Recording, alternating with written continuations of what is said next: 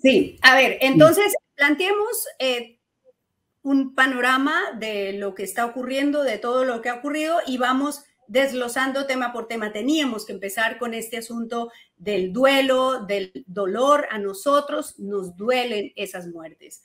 Nos duele y nos solidarizamos con las familias que hoy están llorando a al menos 25 personas y hay muchos heridos, incluidos 268 de la fuerza pública, militares, policías, la mayoría de ellos, algunos, 4 de ellos con heridas de bala. Toda esa información se entregó ayer en una conferencia de prensa que dio la presidenta Dina Boluarte con su presidente del Consejo de Ministros, con todos los ministros y con los militares, con el comandante del Comando Conjunto, con el comandante del Ejército, con el comandante de la Policía, que fueron, después de Dina Boluarte, quienes llevaron la voz cantante y le entregaron el reporte al país y hablaron, evidentemente, del balance operacional, justifican la declaratoria de estado de emergencia como el bien superior de devolver la tranquilidad al Perú, de liberar las carreteras, de impedir las tomas de aeropuertos. Y entonces aquí entra en controversia en dos asuntos: el derecho de la gente a protestar, el derecho de los otros, de los ciudadanos que van en las carreteras, de los ciudadanos que quieren viajar, que quieren irse en un avión, a movilizarse. ¿Cómo conciliar esas dos cosas? Parece ser el punto más importante. ¿Cómo lo ven ustedes? Anuska, David. Sí, digamos, una de las cosas que más me ha impactado ha sido la forma como han actuado las Fuerzas Armadas en Ayacucho, ¿no? Sobre todo porque es Ayacucho, una zona donde ha habido una guerra interna. Fue, digamos, una de las zonas más golpeadas por la guerra interna, donde la población civil y los campesinos estaban en medio de esta guerra entre Sendero Luminoso y las Fuerzas Armadas en la década de los 80s. Y haber visto esto, digamos, nadie está de acuerdo con las formas violentas, con tomar aeropuertos, pero las Fuerzas Armadas tienen que usar la fuerza de forma proporcional.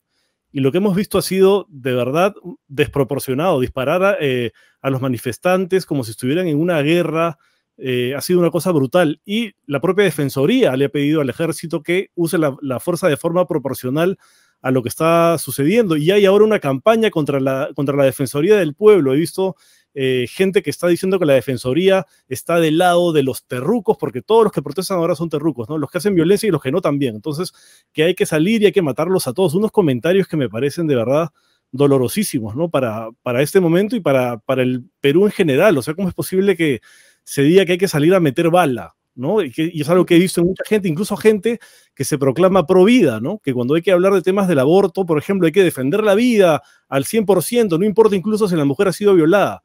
Pero cuando hay estas manifestaciones, que los maten a todos. Entonces me parece muy doloroso, la verdad. Claro.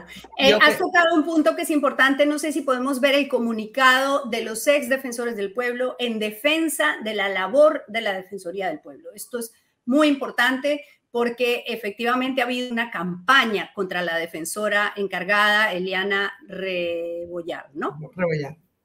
Los exdefensores del pueblo reafirmamos que en el actual escenario de crisis política y violencia que vive el país, la Defensoría del Pueblo viene cumpliendo su función con diligencia e integridad. Sin respeto a los derechos humanos y a los valores democráticos, no es posible construir la paz. La Defensoría del Pueblo y todos sus funcionarios merecen nuestro respaldo y el de todos los demócratas: Beatriz Merino, Walter Gutiérrez, Walter Albán, encargado, y Eduardo Vega, encargado. ¿Qué opinan? ¿Cómo la ves, Anuska? Bueno, a ver,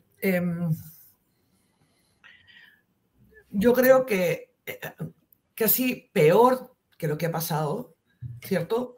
Que es brutal, son las consecuencias de lo que ha pasado y cómo estamos digiriendo como país lo que ha pasado, ¿cierto?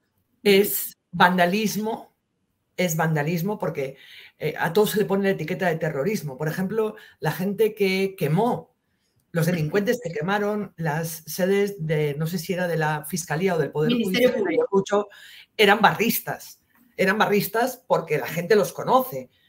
Huamanga es un pueblo pequeño, eran barristas, o sea, son delincuentes, pero a todos se le pone la etiqueta de terroristas, ¿cierto?